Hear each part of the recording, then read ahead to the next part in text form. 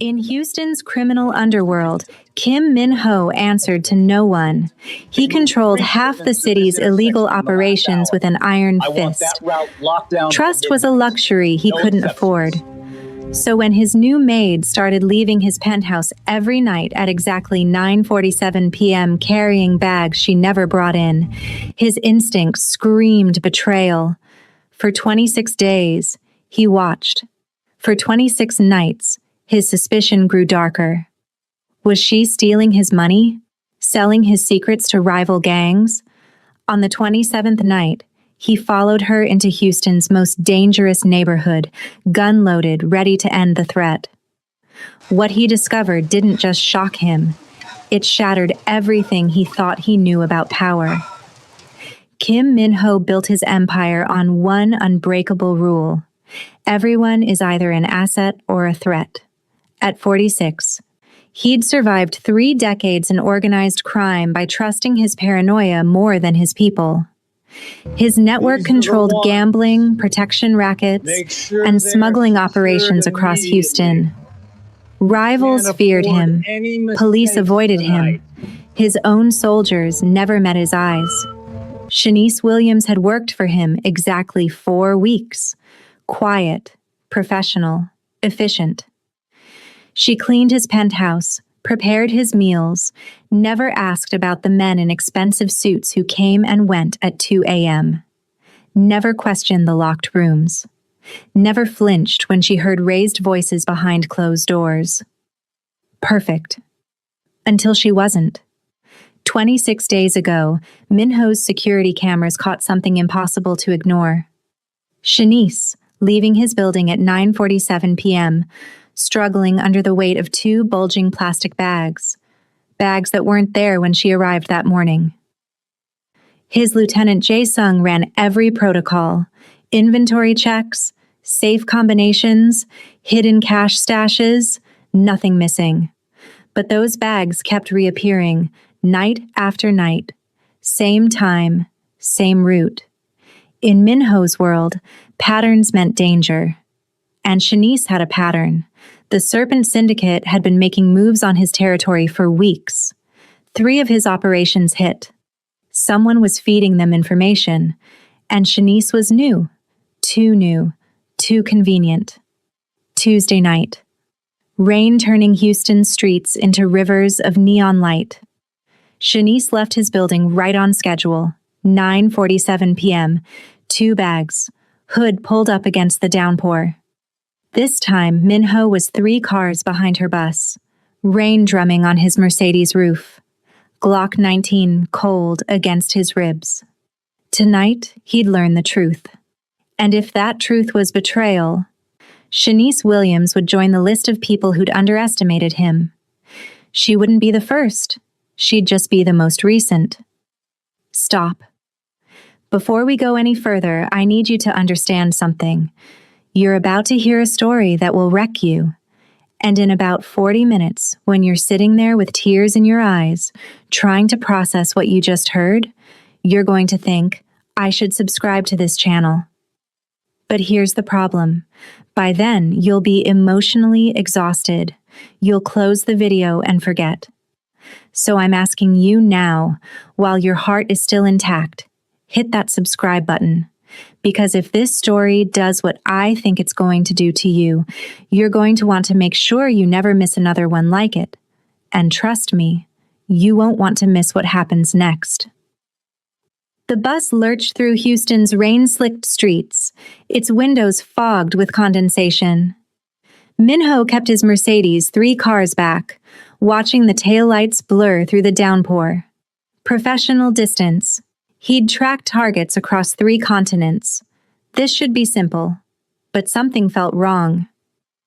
Shanice sat near the back of the bus, her silhouette barely visible through the dirty windows.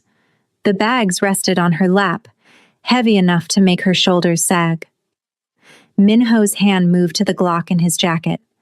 The metal was cold, familiar, comforting. The bus turned south onto Dowling Street. Min-ho knew this route, 3rd Ward. High poverty, low profit. His organization didn't operate here because there was nothing worth taking. So why was his maid coming to a neighborhood with nothing? She pulled the cord. The bus hissed to a stop. Minho parked half a block back, killed the engine. Rain hammered the roof like bullets. He watched Shanice step off the bus, pulling her hood up against the storm. The bags made her movements awkward, unbalanced. She didn't look around for a tail, didn't check for surveillance. Either she was very good or very innocent. He needed to know which.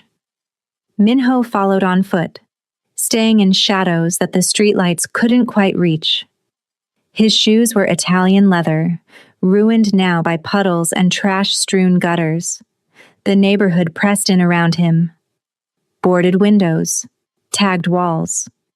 A homeless man huddled in a doorway, not even looking up as Minho passed. Shanice walked 4 blocks struggling with the bags. She turned down an alley behind a church. The sign read, Blessed Redeemer Baptist in faded letters. Paint peeled from the walls. Windows dark. Abandoned. Like everything else here. But Shanice knocked on the back door. 3 quick raps, then 2 slow ones. A pattern. Minho pressed against the wet brick, watching. His heart rate stayed steady. 30 years in this life had taught him to stay calm when violence was close. The door opened. Warm light spilled out. A child's voice. Miss Shanice, you came. Of course, baby, I'll always come. She disappeared inside. Minho stood in the rain, calculating angles. No guards, no lookouts, no gang signatures on the walls. Just an old church and a woman with bags. This didn't fit any scenario he'd mapped. Serpent Syndicate wouldn't meet here. Too exposed. Too public. And if she was stealing from him, where was the buyer? 5 minutes passed. Rain soaked through his suit. Minho moved closer.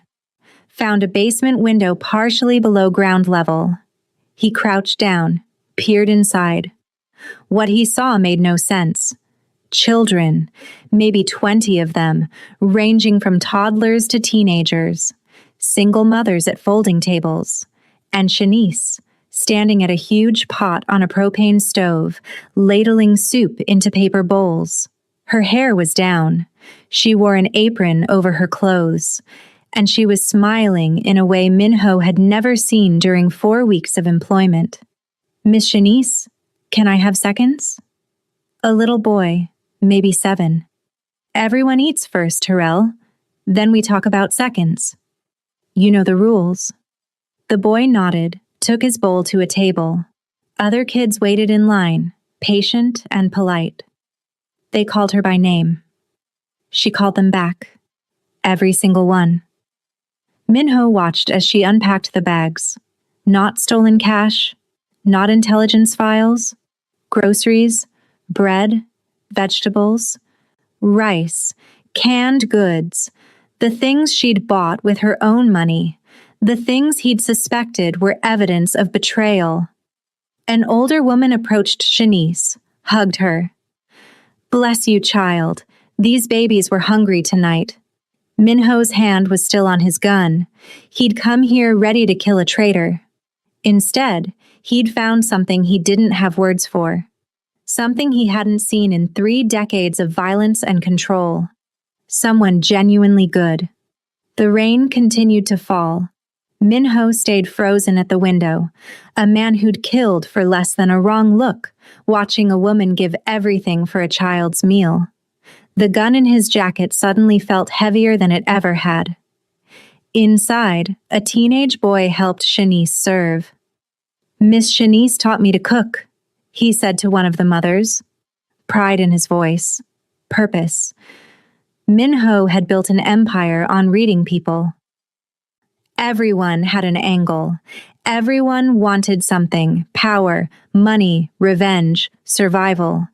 But watching Shanice move through that basement, serving children who had nothing, calling them by name, celebrating their small victories, he couldn't find the angle. She didn't want anything except to help. It terrified him more than any rival ever had. Because if Shanice Williams could spend 3 years feeding hungry children with money she didn't have, simply because someone has to, then everything Minho believed about human nature was wrong. And if he was wrong about that, what else had he been wrong about?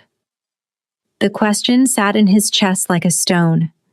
He stood up, rain streaming down his face.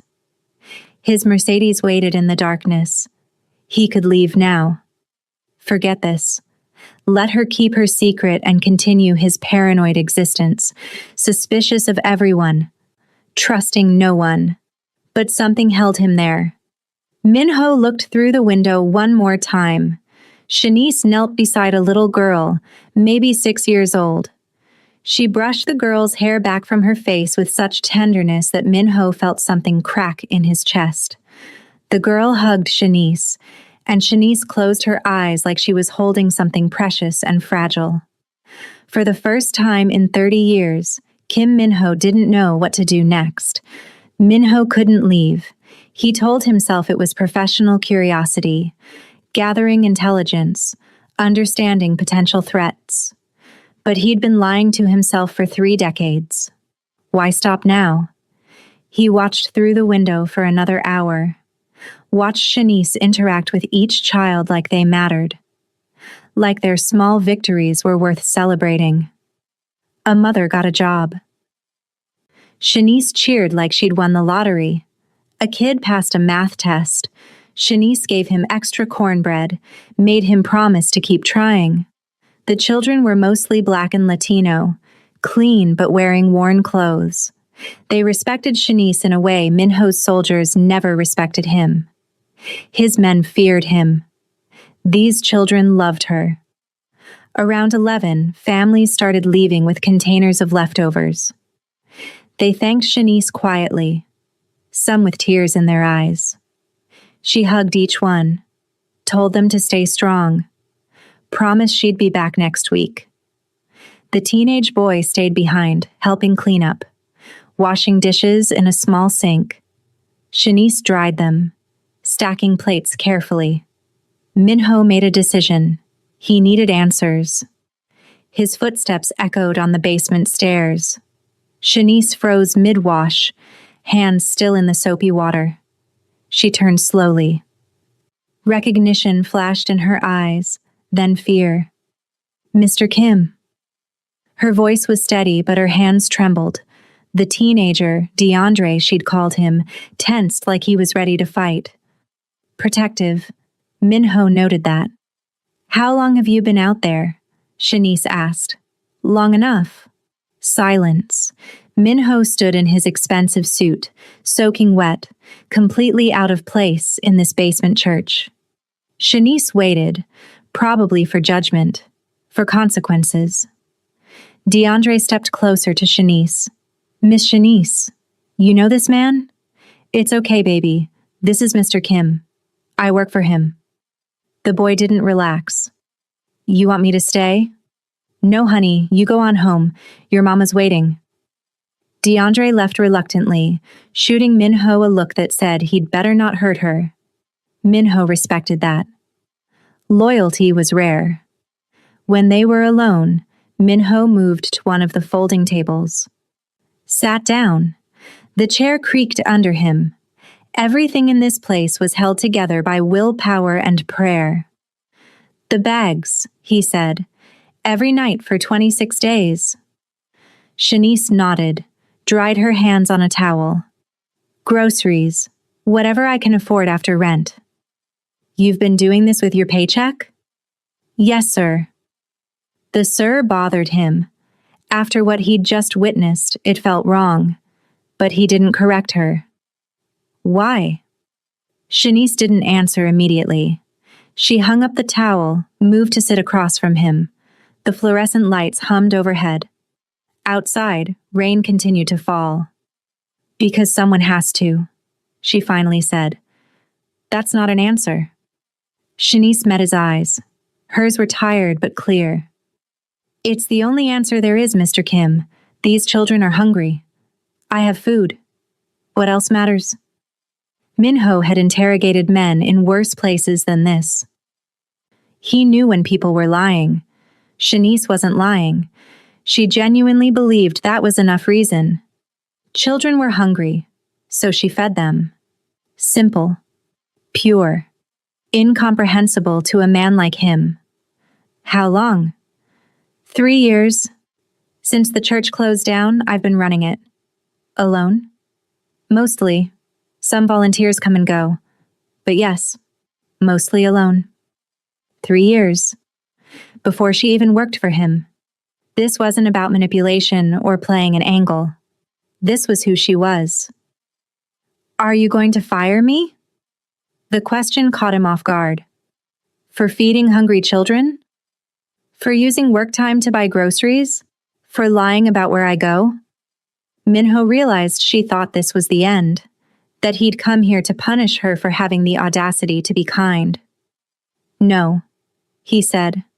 Relief washed over her face. Thank you, Mr. Wheat, Kim. But I have questions. Okay. Tell me about these children. Shanice looked surprised, then wary. Was this a trap? But Minho waited, and eventually she started talking. Terrell, 6 years old. Mother worked at the hospital. Father in prison.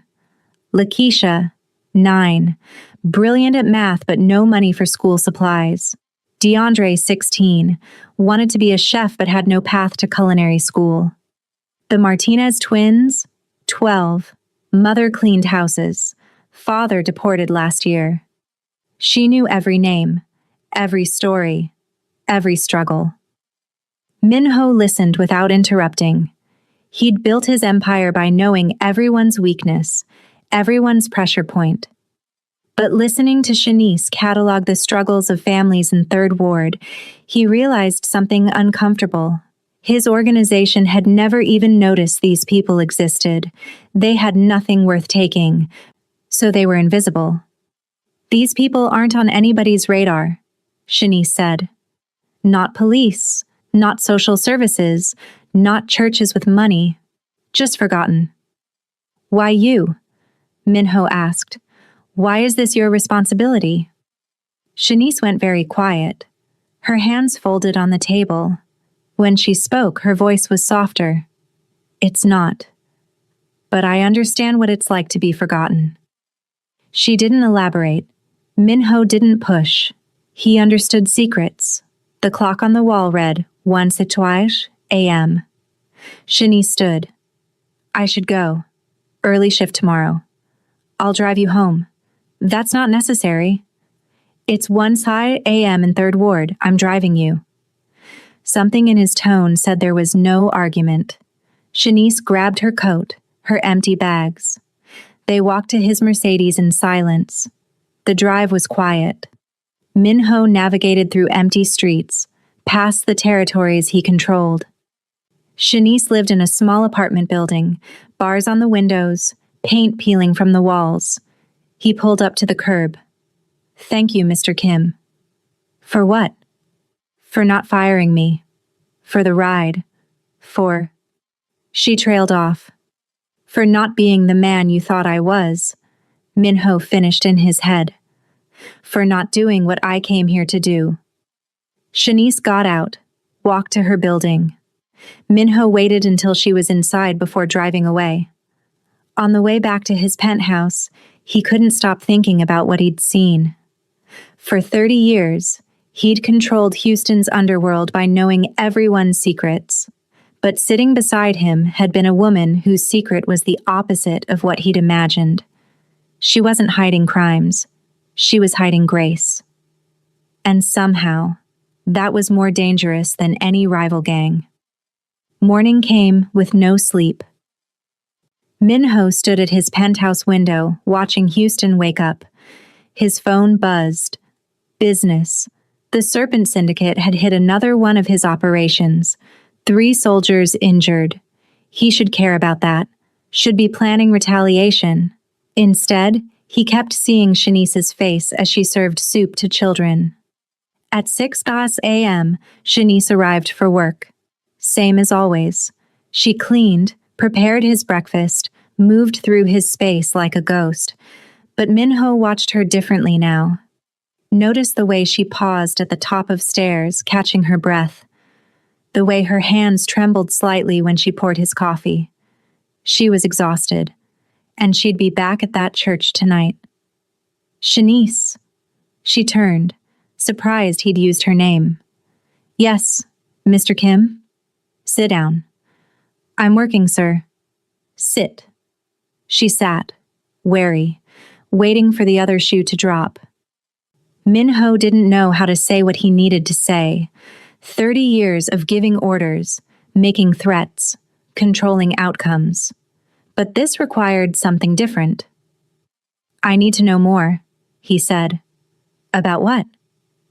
About you. About why you do this. Shanice's eyes hardened slightly. I told you last night. Someone has to. That's what you do. Not why. Does it matter? It does to me. She studied him for a long moment. Then something shifted in her expression. Not quite trust, but maybe the beginning of it. Can I ask you something first? She said. Minho nodded. What do you really do, Mr. Kim? Not the businesses, not the meetings. What do you actually do? Fair question, and she deserved honesty. I control things, he said. Territories, operations, people. I make sure my organization stays on top, that rivals know not to challenge us, that everyone pays what they owe. Through violence? When necessary. Shanice absorbed this. And the men who come and go at odd hours? Soldiers, accountants, people who help me maintain control. So you're... She didn't finish. What people in Third Ward would call a gangster. Yes. He expected judgment, disgust. Instead, Shanice just looked sad. I thought you might be, she said quietly. The guns. The way people move around you. Like they're afraid. Most people should be afraid of me. Should I be? The question hung between them. Minho thought about the gun he'd carried last night, the violence he'd been ready to commit, the assumption that she was his enemy. No, he said. You shouldn't be. Why not? Because you're not my enemy. And I don't hurt people who aren't my enemies. What about people who are just in the way? The question cut deeper than she probably knew. Minho had hurt plenty of people who were just in the way. Collateral damage. The cost of doing business. I'm trying to be better about that, he said. Shanice almost smiled. Trying. That's something, I guess. They sat in silence. Minho's coffee grew cold. Outside, the city moved through its routines. People going to work, living their lives.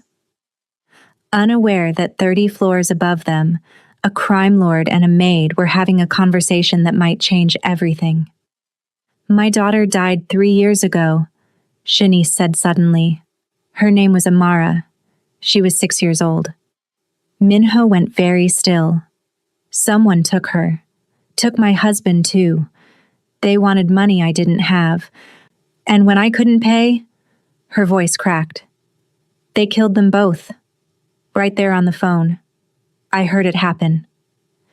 Minho felt something cold settle in his stomach. The police tried. They really did. But the case went cold. No arrests. No justice. Just gone. My whole family. Because I couldn't afford $200,000. Who took them? Gang called Los Demonios. Fifth Ward operation. They do kidnapping for ransom. Target poor families who can't pay. Kill them when the money doesn't come. Minho knew Los Demonios. Knew their leader, Ricardo Morales. Knew their business model. It was effective if you had no conscience. That's when I started at the church, Shanice continued. 3 weeks after the funeral. I couldn't save Amara, but I could save other children. Make sure they didn't go hungry. Make sure they had someone who cared. Every child you serve? Is the child I couldn't save? Yes. The truth of it hung in the air. Shanice wasn't doing charity work. She was doing penance, grief, love with nowhere else to go. I'm sorry, Minho said. The words felt inadequate. Don't be sorry. Just don't fire me for trying to help. I won't. Shanice stood, back to work, back to being invisible. But Minho stopped her. Tonight, at the church, I'd like to help. She turned surprised. Help how? However you need. I can carry bags, serve food, whatever. Why? Because you're doing it alone, and you shouldn't have to. Shanice studied him for a long time, then nodded slowly. Okay, but this isn't about you feeling better about yourself. These people need real help, not charity from someone trying to ease their guilt. Understood. She left to continue cleaning. Minho returned to his window and started planning something he'd never planned before. Not revenge, not territory expansion, not violence, justice. Minho called Ji Woo his intelligence specialist. I need everything on Los Demonios. Everything. Boss, they're not in our territory. Why? I didn't ask for questions. Yes, boss.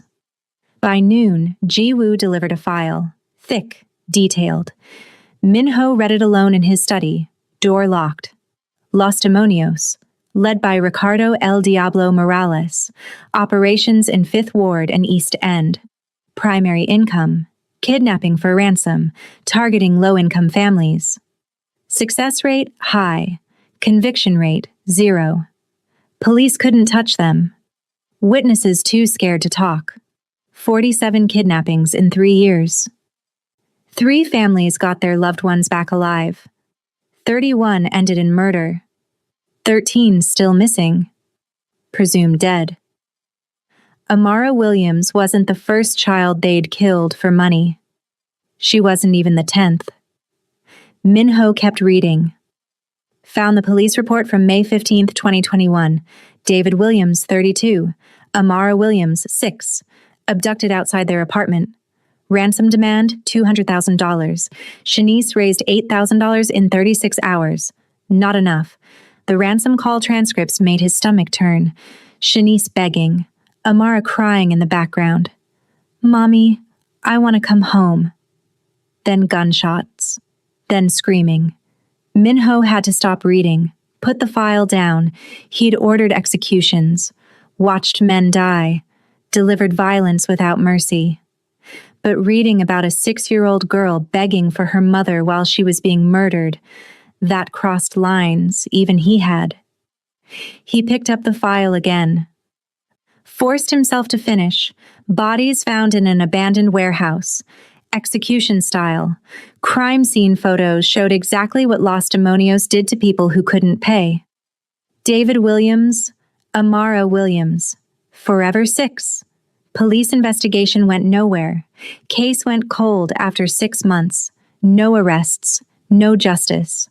Los Demonios still operating freely. Minho pulled up his organization's intelligence on the gang. 12 members involved in the Williams kidnapping. All still alive. All still active. Ricardo El Diablo.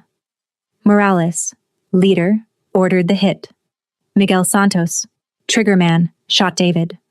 Carlos Vega, triggerman, shot Amara. 9 others. Lookouts, drivers, enforcers. Minho made a list. Names, addresses, routines, vulnerabilities. Then he called Jae Sung. War room. 1 hour. Don't tell anyone why. That evening, Minho drove to Shanice's apartment. Waited in his car. At 9:15, she left with her bags, headed to the church. He followed again, parked outside Blessed Redeemer. Watched through the window as she served dinner to children. One little girl, maybe 6 years old, the same age Amara would be now. Shanice knelt beside her, brushed her hair back tenderly. The girl hugged her.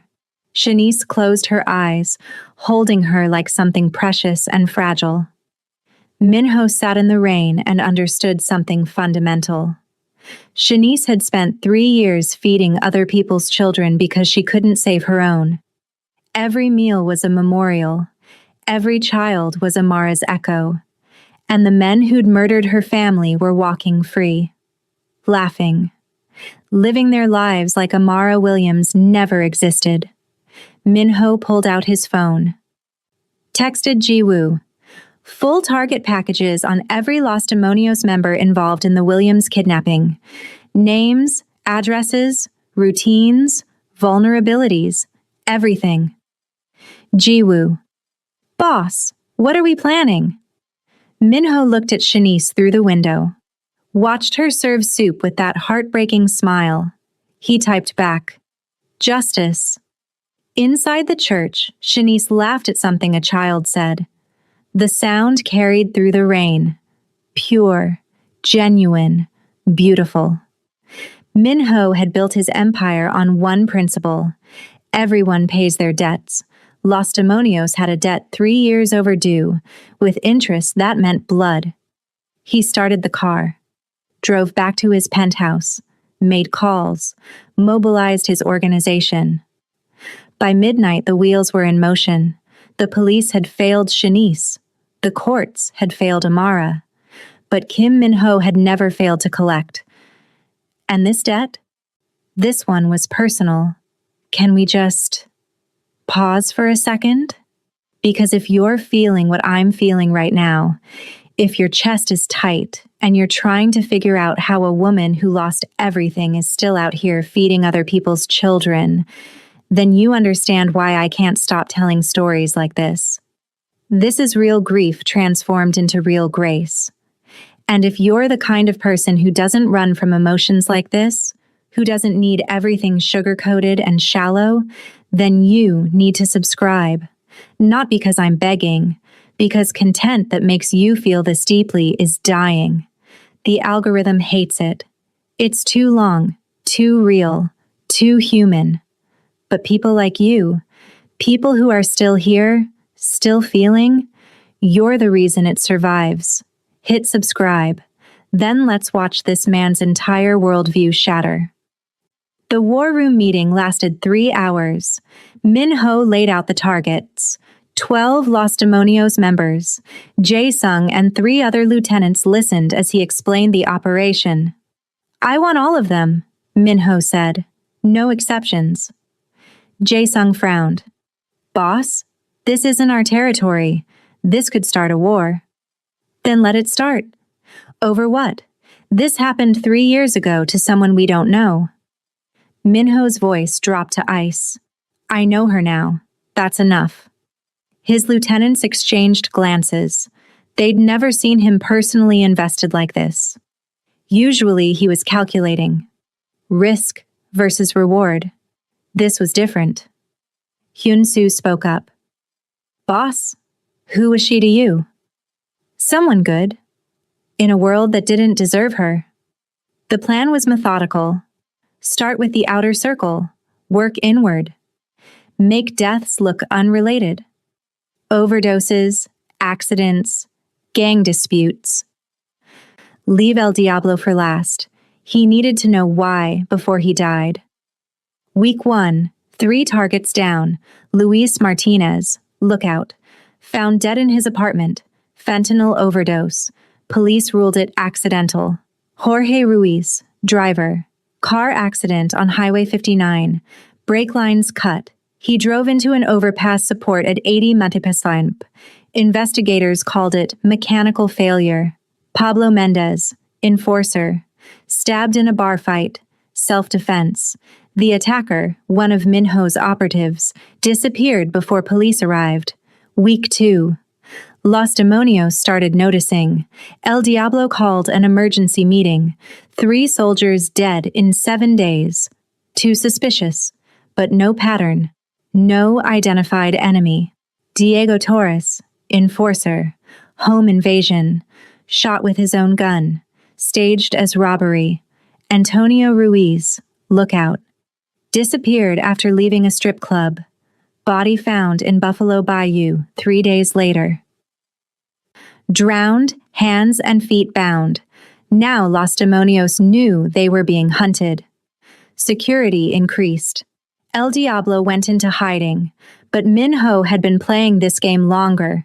Carlos Vega was paranoid. The man who shot Amara never went anywhere alone. Minho's team tracked him for 4 days. Finally, Vega visited his mother's house at 2 a.m. alone. Minho went personally for this one. He entered the house silent as death. Found Vega in the kitchen making a sandwich. Vega turned, reached for his gun. Minho was already aiming. Move and you're dead. Don't move and we talk. Vega froze. Who the hell are you? Someone who collects debts. What debt? May 15th, 2021. Amara Williams. 6 years old. You remember her? Vega's eyes widened. That was 3 years ago, man. We got paid for that job. You got paid to murder a kindergartner? Look, it was just business. El Diablo's orders. We didn't want to, but you shot a 6-year-old girl in the head. She was crying, man. Wouldn't stop crying. El Diablo said make it quick. Minho didn't let him finish. Silenced gunshot. Vega dropped. Minho stood over the body. Amara Williams. Her name was Amara Williams. He left a photo of Amara on Vega's chest. First personal message. Miguel Santos, the man who shot David, had gone underground, but Jiwoo found him hiding in a warehouse in East End. Minho's team surrounded the building. Brief firefight. 2 gang members down. Santos wounded, cornered. Minho walked in alone. You're Kim Minho, Santos said, bleeding from a leg wound. The Korean boss from Midtown. You've heard of me. Why are you doing this? We never touched your operations. You touched someone under my protection. Minho showed him Amara's photo. You killed this child. And her father. Recognition flashed. The Williams job? Man, that was El Diablo's call. We were just following orders. But you still pulled the trigger. She's not even your family. Why do you care? Minho thought about Shanice kneeling beside that little girl in the church. Thought about 3 years of grief transformed into grace. Because someone has to. He emptied the clip. Left Amara's photo on Santos's body. 9 down, 3 to go. But Jiwoo had news. Boss, Los Demonios is watching Shanice. Minho's blood ran cold. How many? 2 men, rotating shifts outside the church. His vendetta had put her in danger. The woman he was trying to avenge was now a target. Pull our surveillance back, Minho ordered. Make it look like we've moved on. Boss? El Diablo thinks she's bait. Let him think he's safe. Then we end this. But Minho knew the clock was ticking. He'd have to move fast. Before Los Demonios realized Shanice wasn't connected to him. Before they heard her to send a message. 9 down. 3 to go. And El Diablo was learning the wrong lesson. He thought Shanice was the reason for the attacks. He was right. But he didn't understand she wasn't bait. She was everything. Shanice arrived for work looking exhausted, 3 weeks into Minho's hunt. She hadn't noticed the news. Too busy feeding children to watch TV. Too focused on survival to track gang warfare. But this morning, the news was playing in Minho's kitchen. 11th death in what police are calling a gang war between Los Demonios and an unidentified organization. Shanice froze mid-pour. Coffee splashed on the counter. Los Demonios, the name that destroyed her life. They were dying? She looked at Minho. Really looked. Saw him in ways she'd avoided for 3 weeks. Mr. Kim, what do you do? Really do? Minho met her eyes. Long silence. What do you think I do? I think you're the kind of man who makes people disappear. He didn't insult her by lying. Yes. She set down the coffee pot, hands shaking. And Los Demonios? The ones dying on the news? Yes. Shanice sank into a chair, processing. Why? They're not in your territory. I've heard your men talk. Minho stood, walked to the window, looked out at his city. They took something from someone I know. She caught the careful phrasing. Someone you know, not someone you do business with. No. Her voice dropped to a whisper. What did they take?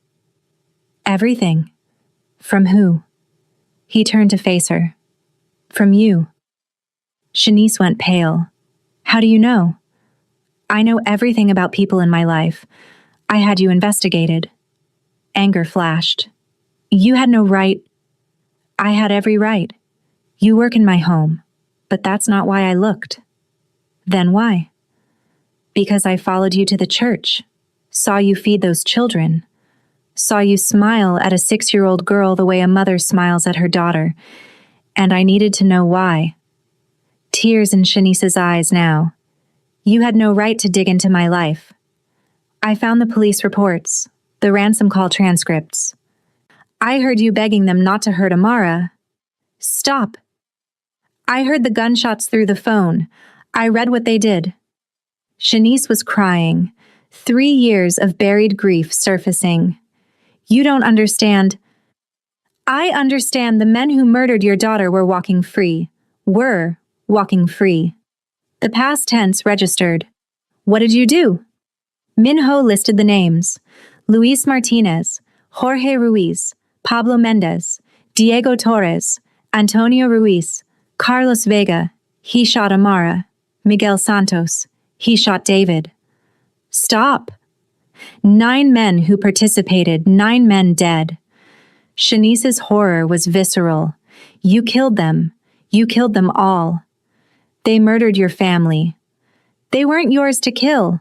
You don't have the right. Neither did they. But they did it anyway. The argument escalated. Shanice called it revenge. Minho called it justice. She accused him of doing it for power. He denied it, then admitted he did it for both her and himself. Finally, she told him about his parents, how 3 men had killed Korean immigrants running a convenience store, how the police investigated for 2 weeks, then gave up, how the killers went free. I became what I am because I learned the only justice in this world is the justice you take yourself, Minho said. Shanice's voice softened. So this is about your parents. This is about every person the system failed, including you. But she wasn't grateful. She was horrified. Killing those men doesn't bring Amara back. No, nothing brings her back. But they don't get to walk free either. And what about the last 3? You said 9 dead. Los Demonios has more members. Minho's silence confirmed it. You're not done. Ricardo Morales, El Diablo, the one who ordered it. Soon. Shanice stood, paced. And then what? You kill him and everything's even? Then your daughter's murderers are dead. All of them. Did you do this for me or for you? Minho couldn't answer immediately. Both. That's honest, at least. She told him about the 3 years since Amara's death. Learning to live with it. Learning to forgive herself. Finding purpose in feeding other children. Killing them won't heal me, she said. Won't give me peace. But saving other families? That might mean something. She issued an ultimatum. If he killed El Diablo, she'd never forgive him. But if he found another way, legal justice, building a case, using his resources to prevent more Amaras, then maybe there was hope. I want you to prove that killing isn't the only power you have. Minho struggled with it. He'd been planning El Diablo's death for weeks. Had imagined the moment El Diablo realized why he was dying. I can't let him walk free. Then don't kill him. Find another way. There is no other way in my world. Then maybe it's time you lived in a different world. Shanice walked to the door, stopped. I need time away from here, from you. You're quitting? I don't know. I need to think. She left. Minho stood alone in his penthouse. 9 men dead by his order. 3 more to go. But the woman he did it for just walked away. And for the second time in his life, he felt powerless. 3 days. Shanice didn't return. Minho had El Diablo's location. His lieutenants ready to move. 1 word and it would be done. But he kept thinking about what Shanice said. Prove that killing isn't the only power you have. He had Jiwoo pull different records, city crime statistics, community reports, Los Demonios' operations for the past 5 years, 47 kidnappings, 31 murders, 13 missing. Amara wasn't the first, wasn't the 10th. This was their business model. If Minho killed El Diablo, someone else would take over. Los Demonios was too profitable to disappear. The kidnappings would continue. That evening, he drove to Blessed Redeemer, watched Shanice serve soup. She moved through the motions, but the light was gone. DeAndre stayed close, worried. Minho walked down the basement stairs. Children looked up, curious. Shanice saw him, went still. Can we talk? She nodded to DeAndre. They stepped outside. Rain starting again. Have you killed him yet? No, but you're going to. I don't know. They stood in the alley. Shanice told him about the rage after Amara died, how she'd wanted them all dead, how she'd planned it in sleepless nights, but she wasn't strong enough, wasn't capable of violence.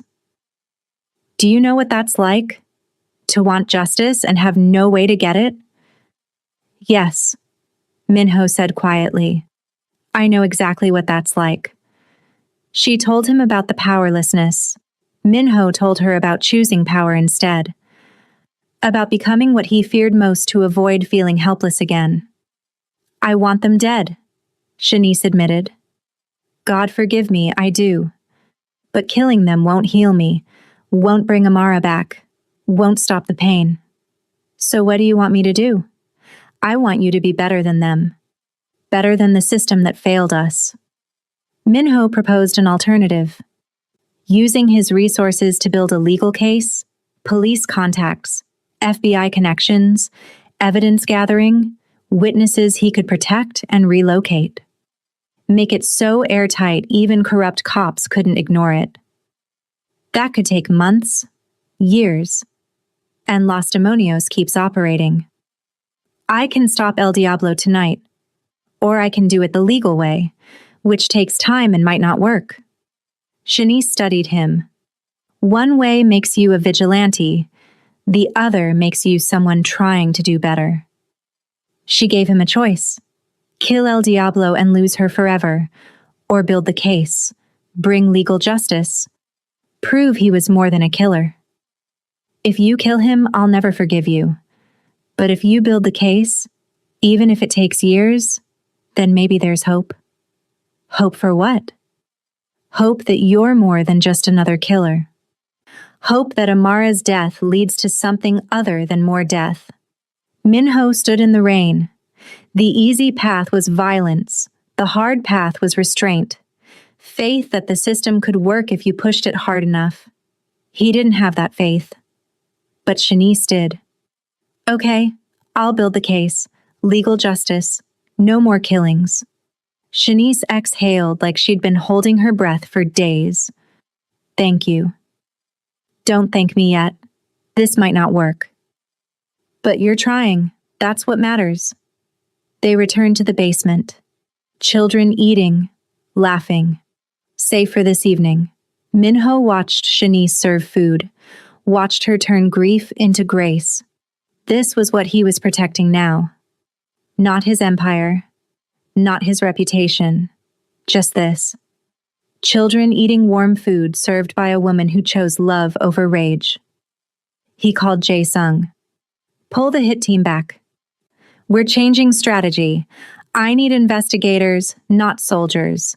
Financial forensics, witness protection, legal consultants. Long pause. Some of the men won't like this. Then they can leave. I need people who can think. As Min-ho drove back to his penthouse, he calculated the cost.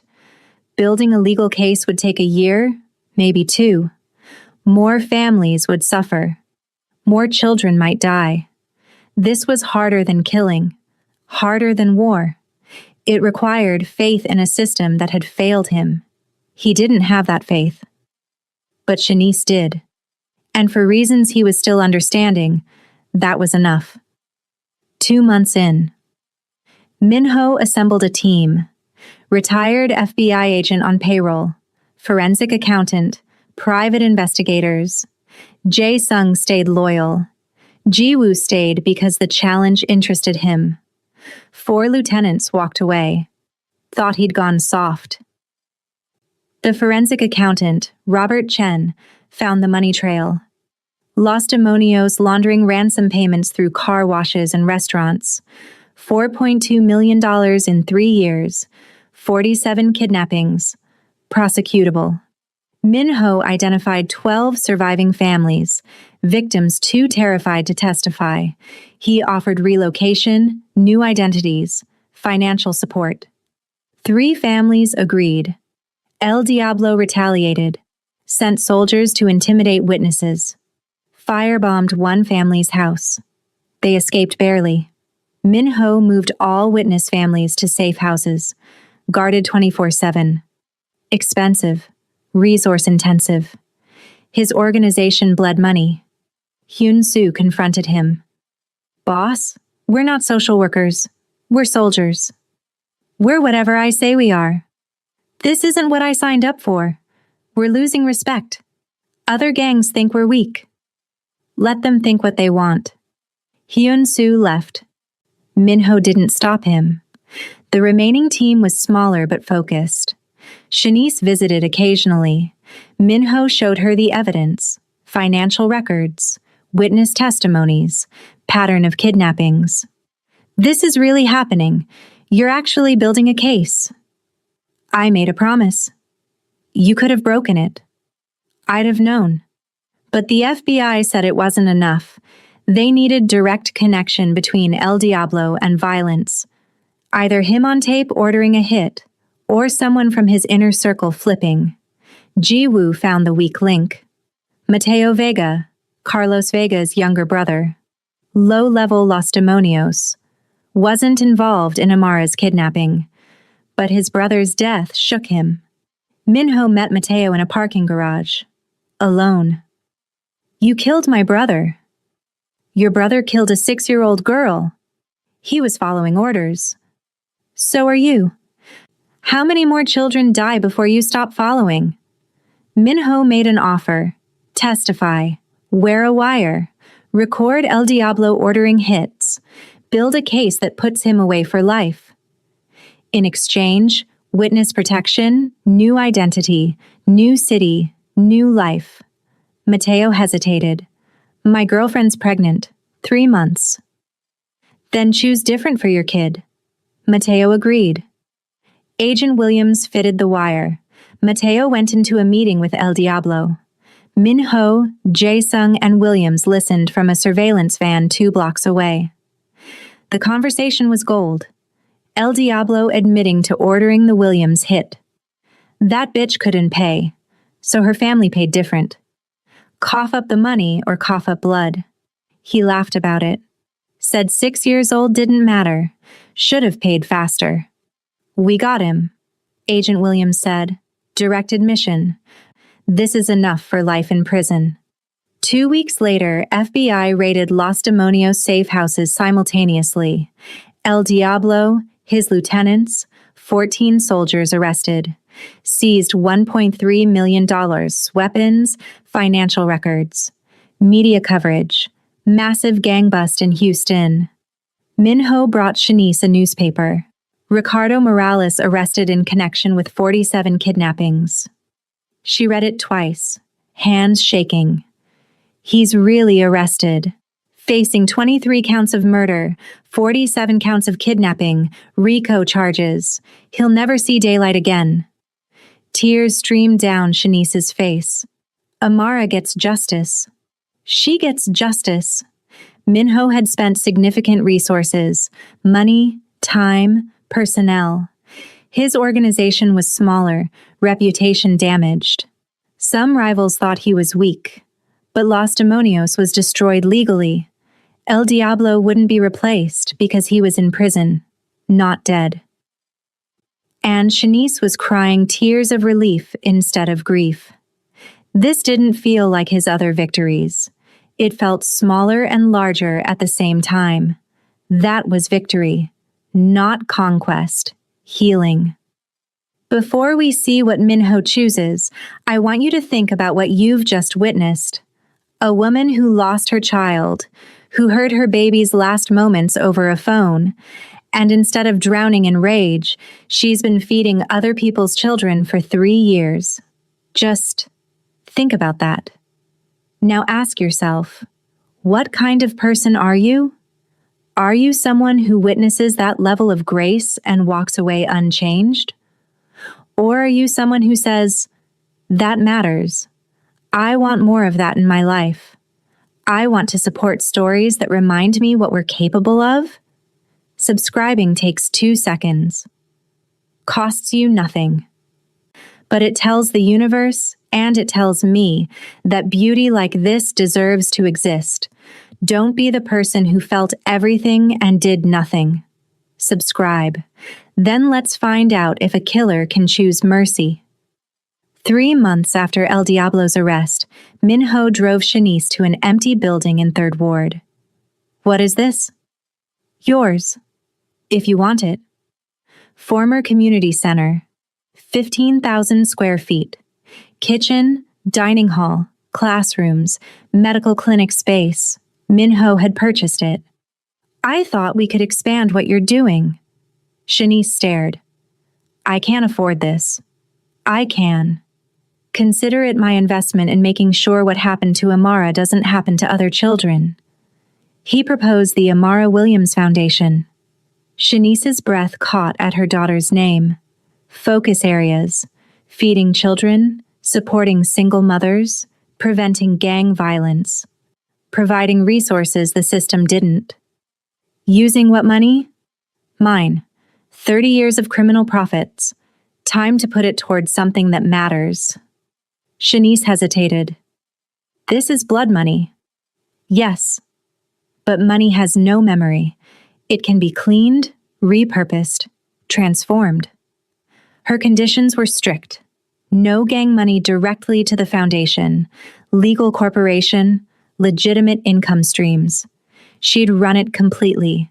Full control. Minho agreed to everything. 6 months of building, renovation, staffing.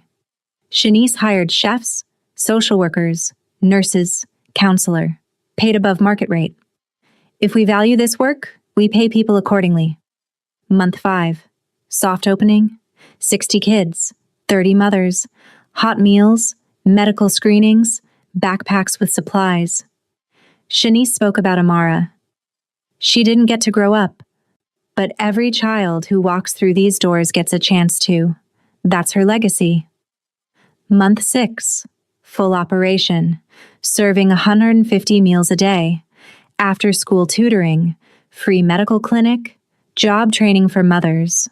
Minho attended the opening, stayed in the background, watched Shanice greet every child by name, saw mothers crying in gratitude for medical care they couldn't afford, saw DeAndre teaching younger kids to cook. This was what his money built. Not fear, not control, hope. Community response was mixed. Local news coverage positive, some skepticism about funding, but families who benefited didn't care about the source. Gang recruitment in 3rd Ward dropped. Kids had alternatives. Mothers had support. Small, localized, but measurable. Other gangs noticed. Some mocked him. Others were wary. He's building community loyalty. That's more dangerous than muscle. Minho didn't care about their opinions anymore. Weekly meetings with Shanice to discuss operations. Their dynamic shifted. Not employer-employee. Not quite friends. Partners.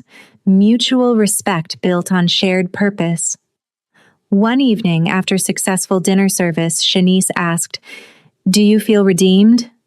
Minho considered. "No.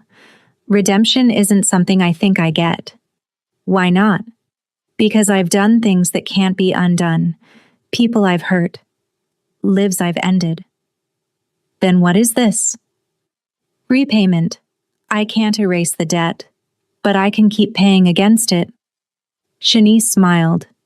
"Maybe that's all redemption is. Not erasing the past, but choosing better every day." "That's optimistic." "I've buried a daughter. I've learned that if you don't find hope somewhere, you'll drown." Minho drove home that night past his territories. The clubs, gambling houses, networks generating millions. His empire. But when he thought about legacy, he didn't think about those buildings. He thought about a 6-year-old girl he'd never met, whose name was now painted on a building feeding hungry children. He thought about Shanice, transforming grief into grace every day. And he thought maybe repayment was enough, because redemption was a gift he didn't deserve, but repayment, that he could do. Every day. For the rest of his life. 1 year later. Amara Foundation's first anniversary celebration. 200 people packed the building. Families from 3rd Ward and beyond. Banner. 1 year of hope. Amara Williams Foundation. Shanice stood at a podium. A year ago, this building was empty. Before that, abandoned. Before that, a place people had given up on. Kind of like me. Gentle laughter. She told Amara's story, the kidnapping, the impossible ransom, the loss. People cried. For 3 years, I fed other people's children because I couldn't save my own. It was penance, grief, love with nowhere to go. Then someone gave that love a home. She gestured to Minho in the back. "Mr. Kim, can you come up here?" He shook his head. Didn't want attention, but she insisted. He walked to the front slowly. The crowd didn't know who he was. Just a quiet Korean man in an expensive suit. This man funded this foundation, this building, the programs, the meals, all of it. Applause. But that's not why I asked him here. I asked because he taught me something I'd forgotten. That people can change. That darkness doesn't have to define you. That you can build something good even if your hands have done harm. DeAndre presented impact numbers. 54,750 meals served. Medical care for 340 families. 23 mothers employed. 67 kids kept in school. 8 families in witness protection. Personal testimonies. Maria Rodriguez about rebuilding after her son's kidnapping. Terrell's mother about food security. DeAndre about being accepted to culinary school. Minho spoke reluctantly. I'm not a good man. I've spent 30 years in a profession that hurts people. When I met Miss Shanice, I suspected her of betraying me. Followed her ready to kill her. Instead, I found her feeding children with money she should have spent on herself. It broke something in me. He looked at the families. I can't undo what I've done, can't bring back people I've hurt. But I can make sure children like Amara have advocates. Mothers like Shanice don't suffer alone. This foundation will continue as long as I live. And after, through trusts. Because Amara Williams deserves better than a gravestone. She deserves a legacy. And you deserve to be seen, protected, valued. That's what this place is. Sanctuary. Standing ovation. Shanice hugged him for the first time. Thank you. For everything. Later, after most people left, they sat in the empty dining hall. Do you feel different? Shanice asked. I still run a criminal organization, still do things you wouldn't approve of. I know, so you're not transformed, not redeemed. Maybe not, but I'm more than I was, and that counts. Shanice revealed she'd forgiven Los Demonios. Not because they deserve it, because holding rage was killing me. Forgiveness isn't about El Diablo. It's about choosing peace over poison. Can you forgive yourself? She asked. For the life I chose? The people I hurt? I don't know if I should. Not about should. Can you? I'm working on it. A little girl, maybe 6, appeared, walked up to Shanice.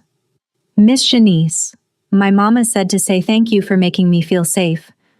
The girl hugged her and ran back. Shanice stood, tears in her eyes. That's what Amara would be saying right now. If she were here. This is her voice. These children are her voice. They discussed expansion. 2 more locations. 5th Ward and East End. Same model. We have a year of proof it works, and you have the money. Minho smiled. Rare. Okay, let's build. Walking through the building, turning off lights, they passed walls covered in children's drawings, photos, thank you notes. One drawing caught Minho's eye. Crude stick figures with capes. Caption: Miss Shanice and Mr. Kim save the day. That's from Terrell. He drew us as superheroes. I'm not a superhero. To him you are. To these families you are. You're a man choosing to protect instead of destroy. That's heroic. They stepped outside into Houston night. The city sprawled around them. Minho's city. But now he saw it differently. Not just territory to control. Communities to protect. People worth defending. You know what I think? Shanice said. I think Amara would have liked you. She'd have liked that her name means something. That children are fed because of her. They're fed because of you. No, because we chose to work together. A grieving mother and a mafia boss. Doesn't make much sense. Nothing about this makes sense. Maybe that's why it works. They stood in front of the illuminated sign, Amara Williams Foundation. Inside, the kitchen clean and ready for tomorrow's meals. Outside, the neighborhood quieter, safer than a year ago. 2 unlikely allies having built sanctuary from brokenness. Minho thought about the 30 years he'd spent asking how much power he could take. Shanice taught him to ask how much good he could do with the power he had. That wasn't redemption. He was still dangerous, still walking in shadows. But every day he chose to be more than his worst self. Every day he chose protection over predation. Every day he chose to honor a 6-year-old girl he'd never met by making sure other 6-year-olds got to grow up. That wasn't redemption, but maybe it was enough. Minho got in his car, drove back to his penthouse, his criminal empire, his other life. But he carried something different now. Purpose. The Amara Foundation would open 2 more locations. More children would be fed. More families protected. And somewhere, in a cemetery in 3rd Ward, a little girl's gravestone read, Amara Williams, forever 6, forever loved, forever making a difference. True power isn't measured by fear or territory.